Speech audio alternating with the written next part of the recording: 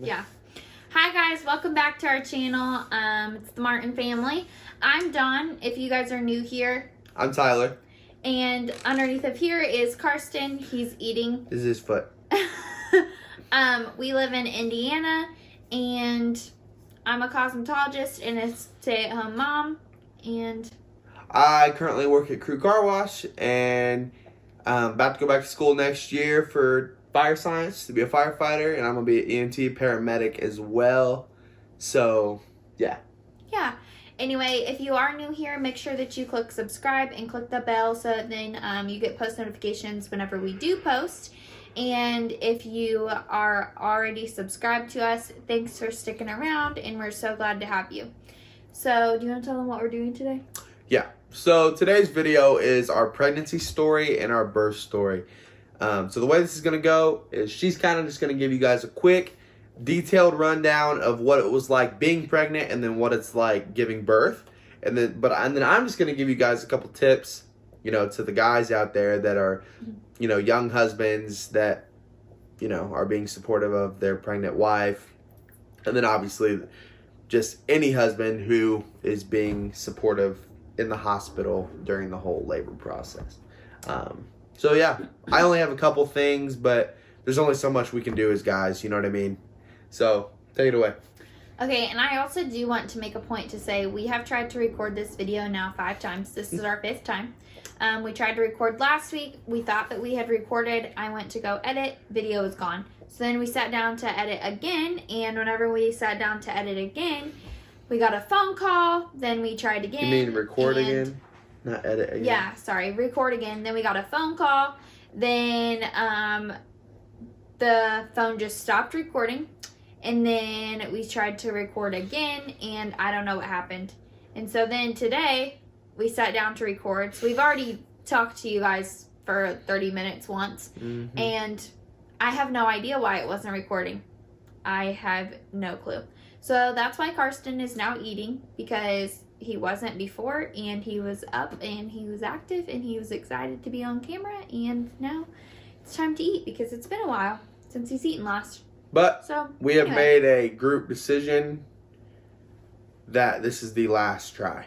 So, if not, we're just going to try this video another time. Because I have work in 2 hours. We haven't ate. And we're both about to start getting hangry. I would have liked to go work out, but that's not in the plans today anymore. Okay. After work now. Okay, anyway. So, basically, how I told Tyler I was pregnant, I'll insert a video of that. Basically, I just did a scavenger hunt, and all of our friends were involved. And at the end, he saw a sign that said, "You're going to be a dad," and it had 2 hats and then pregnancy tests. It was pretty crazy.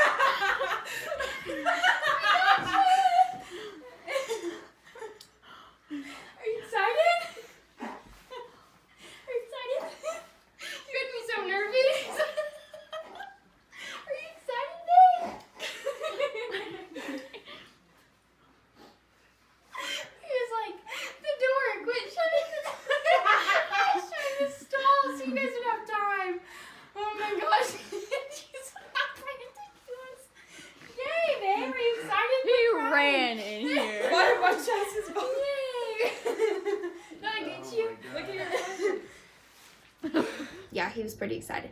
I was very sick my whole pregnancy. I had to be in the ER a couple of times for fluids. And then they also checked me for gestational diabetes, which can then turn into diabetes after you have the baby, apparently. And it can turn into diabetes for the baby as well. So that was kind of scary. And then we also got into a car wreck while we were pregnant. We hit a deer. And so I was in the ER for that as well. But I was so sick that I was throwing up the morning of like giving birth to him.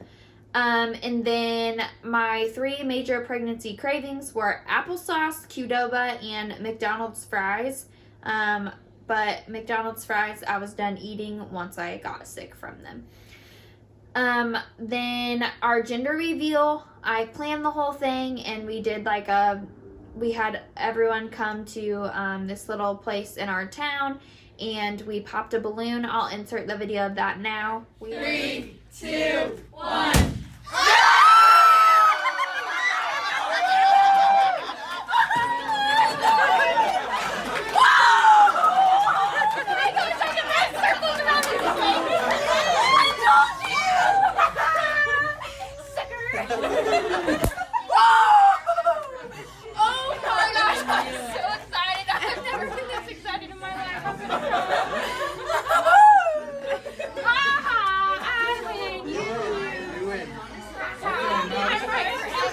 Literally so excited that awesome. that he was a boy. Well, I was, especially because I was team boy from the get-go. And then my baby shower, I'll just insert a couple of pictures. My mom helped me plan the whole entire thing, and it turned out so cute, and we are really grateful for all of the gifts and everything that we got. It was awesome. And then my few pregnancy must-haves are a Yeti, because I drank so much water. Like I said, I had to go into the hospital for fluids. Like, I literally drank so much water. I don't know how I was still dehydrated. Yeah, it was, I took a Dr. Teal's lavender Epsom salt bath every single night. Oh, by the way, I'm looking at notes off of my phone, because if I don't, we'll be all over the place. But anyway, so I took a lavender Epsom salt bath every single night, so I'll link that Epsom salt down below. And then a pair of knockoff brand Birkenstocks. I got mine from Target. I have real Birkenstocks on right now, but just for kind of like show. They kind of looked like this, but they weren't so hard. I feel like the Birkenstocks are very firm. These were kind of squishy, the ones that I'm talking about. And I liked those because towards the end of my pregnancy, my feet got so swollen that I was able to adjust the strap, which was really nice. And then lots of leggings, because I did not fit in any maternity jeans. They literally just fell off of me. I don't know why. So basically, the day before I went into labor, we did our maternity photos, which we put off for way too long. Mm-hmm. But we did our maternity photos on the 22nd of September at about 7 p.m. My due date was October 10th or October 7th. It would have been 2 weeks from the 23rd. Yeah, whatever that was. The 7th. October 7th was my due date. So about 2 weeks before my due date. Exactly. Yeah, it was exactly. But so then on the 22nd, we went to our maternity photos. We left there. We went to Tyler's grandparents' house, and we had tacos. And the quote of the night was, his grandma said, "That baby's not going to like those tacos." And I was like, "They're not even spicy, Grandma. I've been eating spicy stuff this whole entire pregnancy." Well, she was correct. I woke up at about 3 in the morning, and I was like, "Oh my gosh, I need to use the restroom now." So I went and used the restroom. That didn't help. Whenever I got back into bed, my stomach was still cramping. So I started looking up, like, okay, how do I know if I'm having contractions? What do contractions feel like? Yada, yada, yada. How I knew I was having contractions was my stomach would harden whenever I felt the pain. And then whenever the pain went away, my stomach went back to, like, feeling how it normally did. So that's how I knew I was having contractions. So then I got up, I went into Karsten's room. There's a little white chair in there. And I just kind of sat in there and I timed my contractions. Once I realized that they were consistent for about 45 minutes to an hour, then I called the doctor. And whenever I called the doctor, he said, "So what's your intuition? Do you think that you're going to have him?" And I said, "I don't know if I'm going to have him today." Or I said, "I don't know if I'm going to have him in a couple of hours, but I know I'm going to have him by the end of today." And by this point, it's 3 in the morning, so it was the 23rd. So he was like, "Okay, well, no rush, but pack up your things and come into the hospital." So we loaded the car, we got to the hospital, and they took us straight back to a room, got us all hooked up, and we were sitting there waiting, and they come in to check how far dilated I am. And I was only dilated to about a 2, and that was at 5 in the morning almost. And so they told me that normally they don't admit people until they're further dilated, like a 4 or a 5. And so they were like, so we'll determine if we're going to keep you after you're here for a few hours. Well, we explained to them that Tyler's mom lived in Florida, and so does his dad. And so we were like, if you guys can either just keep us and induce me, or hopefully I'll progress, either one. Like, we need to have him today so that then she can fly here. So they said, okay, let me go talk to the doctor. Since I was 38 weeks, they decided that he was healthy enough for him to come, whether they had to induce me or not. But thankfully, I continued to progress myself. And by about 9 in the morning, I had dilated to a 4, and my contractions were really, really bad. And right before this, I had eaten a purple popsicle because I was literally starving. Like, I was so hungry. I hadn't eaten since the night before. And so I was so hungry, but... Tacos. Yeah. That was the last meal. Yeah. So I was so hungry, and whenever you go into birth, you can't eat any solids. You can only drink liquids. Go into birth. Go into labor. Shut up. Anyway. So. That was really dumb, wasn't it? Anyway.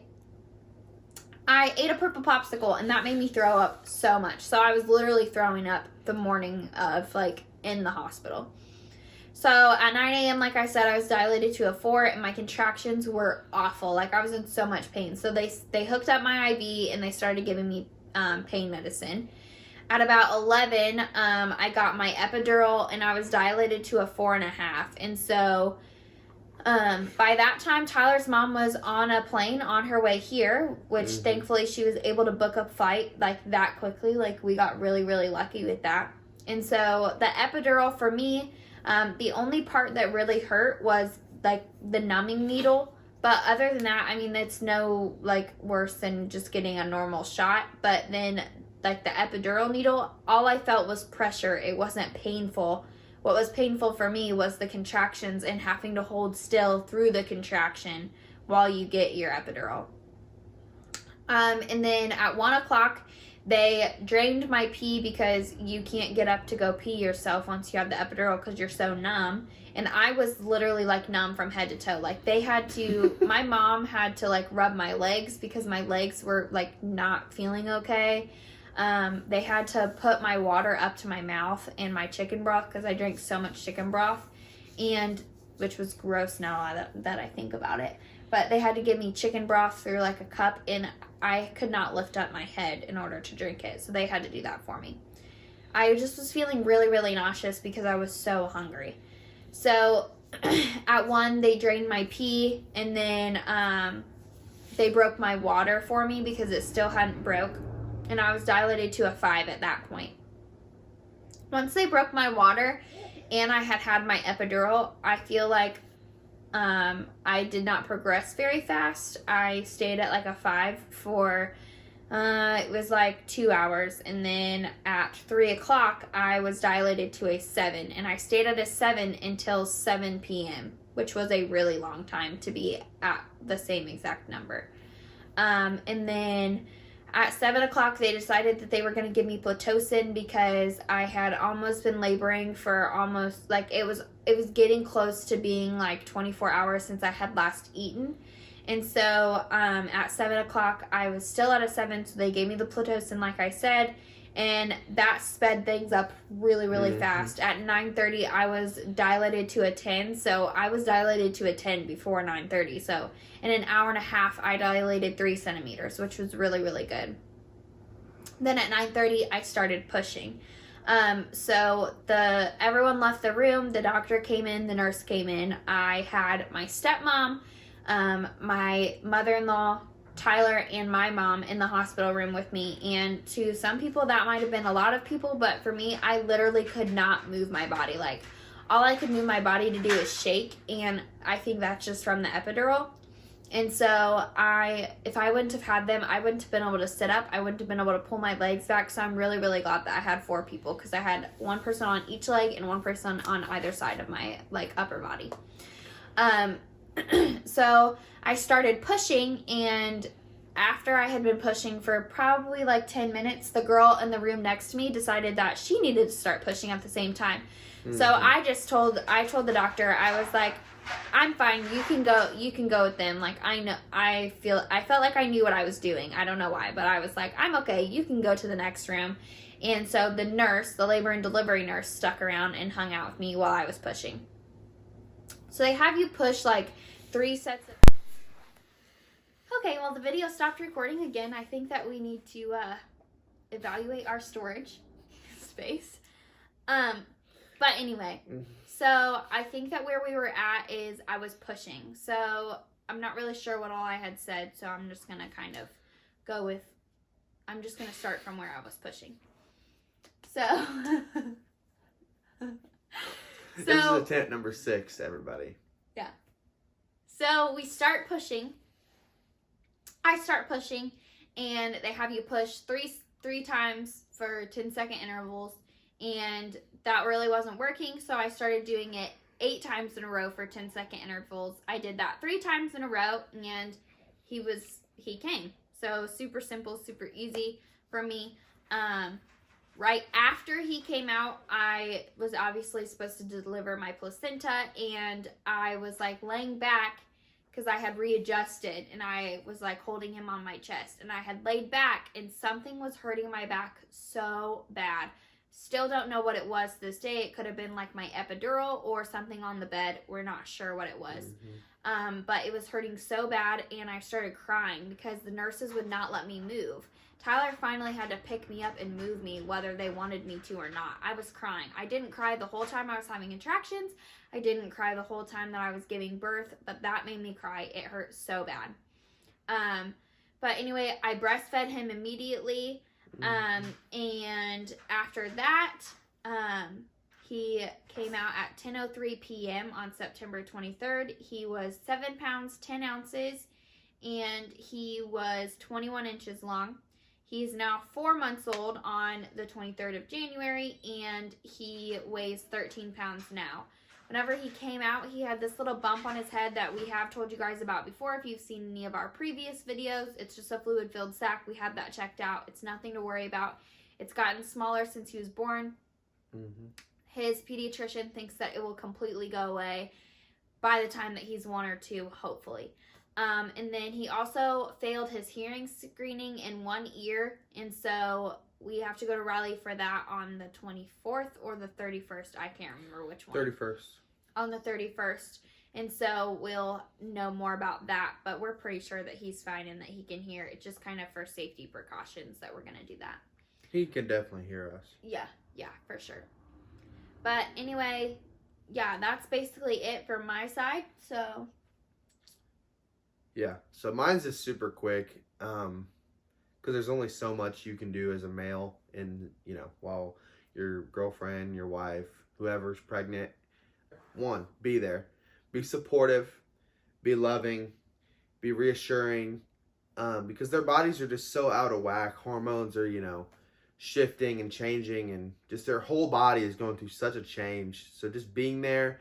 One thing for me personally that I struggled with was realizing, that like their emotions are going to be super out of whack. And, it was really hard for me to adjust to, getting kissed and then getting punched. And then, you know what I mean? Not literally, but... I was going to say. Not literally, but, that's like how drastic it is. Like, how quickly your emotions change. So that was just something huge for me. But just being there, being loving and stuff like that. And that also kind of ties into the same thing, like once you're at the hospital about to become a dad,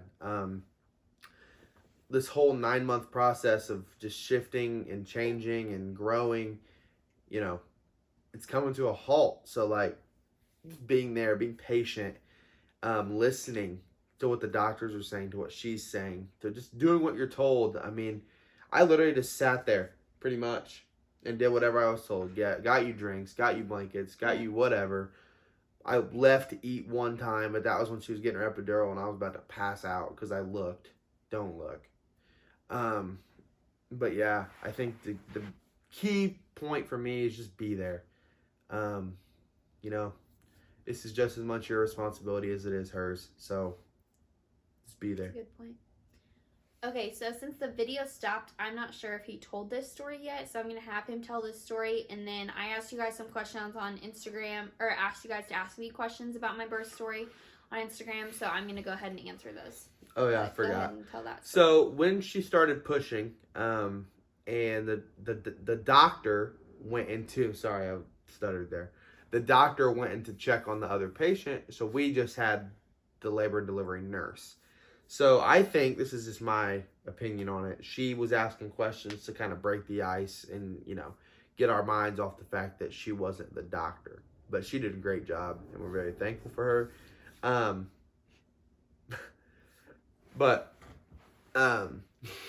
It's so funny. There was 4 people in the room. It was my mom on this leg, her stepmom on this leg, her mom on this shoulder, and her mom on this shoulder, and me on this leg. You know, so me and my mom were closest to the action, if you know what I'm putting down. So the nurse goes, so who is everybody with you? And my mom on the left leg goes, I'm her mother-in-law. Her stepmom on the left shoulder goes, I'm her stepmom. Her mom on the right shoulder goes, I'm her mom. And then I kind of stuttered for a second. Rewind to when she said something about the epidural. Well, she was squeezing my hand, and it hurt my hand so bad that I took my ring off because it was pinching me. So I didn't have my ring on. And I just basically used that. I go, and I'm her brother. So basically this whole time. And I'm the star of the show. So basically this next time she's going to push, the nurse thinks I'm her brother. And it was pretty funny. Yeah, it was very funny. It was like really, really funny in the moment. I kind of looked at him like, what did you just say? So the questions that I got, number 1 was, what are your what are your hospital must-haves? For me, it was chapstick, a Yeti, Lifesaver mints, because my nurse gave me Lifesaver mints because I was so hungry, and they made me feel so much better because the mint helped with nausea. And then your own pillow from home and an airplane pillow. Those are my 5 must-haves, because whenever I got my epidural, my head and my body were shaking so much. I think that if I would have had an airplane pillow, that would have really helped me with support for my neck. Excuse you. People asked, was it painful? Like everyone says. For me, the 2 things that were painful were the contractions, and then after I gave birth, whenever I laid back and something was hurting my back. Those were the 2 most painful things. Pushing, all of that, him coming out, didn't feel it one bit. Just felt some pressure, but it was nothing that I couldn't handle. Someone asked what was different than expected. For pregnancy, I kind of thought that my sickness would go away eventually, but it didn't. Yeah, that was miserable. I was sick the whole entire time. While giving birth, While giving birth, for me, what was different than expected, well, actually going into labor, I thought that I would kind of be like awake whenever I went into labor, but for me, I was just asleep, which I feel like is the most peaceful way to go into labor. I just woke up and decided that I needed to use the restroom, realized I was in labor. In the process of pushing, I honestly thought that I would have to push for longer than what I did, but I pushed for probably 20 minutes, right? Yeah. 20 or 30 minutes. 20 to 30 minutes. And then someone put it all in one question, which was really nice because I got asked it in like several different forms. But someone asked if I had him naturally or a C-section. Like I've said, I had him naturally. But shout out to anyone who has a C-section. I've heard that that is terribly painful. And they asked if I had an epidural. Yes, I had the epidural. Had to. How long was labor? I was in labor from 3 in the morning whenever I woke up until 10:03 p.m. So, what is that? 12 hours?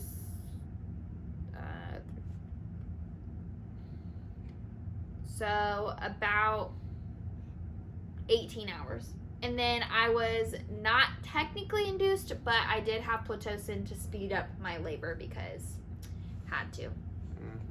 Because I got stuck at a 7 for so long. But anyway, 6 times the charm. Hopefully this has been recording Yeah, this this whole has entire been the most difficult video. time. Except for our first one. Uploading our first one was terrible. But anyway, thank you guys so much for watching. You guys are why we keep on posting. So just make sure that you give this video a thumbs up. If you're not already subscribed, make sure that you hit the subscribe button. It really, really helps us out. And follow us on all of our social media. It's all linked below. And That's it. adios, amigos. Thanks for watching, guys. See you later. Bye. Say bye-bye.